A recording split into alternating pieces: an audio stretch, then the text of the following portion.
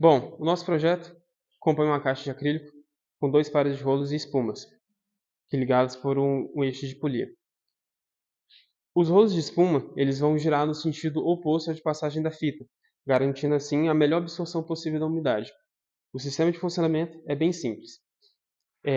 Assim que a gente ligar o motor, os eixos vão começar a girar os rolos de espuma.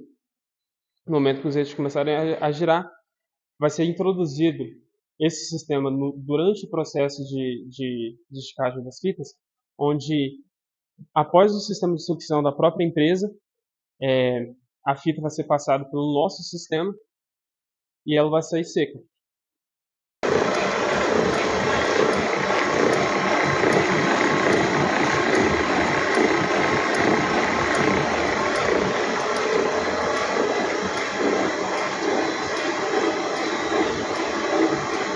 Precisa de alguma coisa para concluir? Não.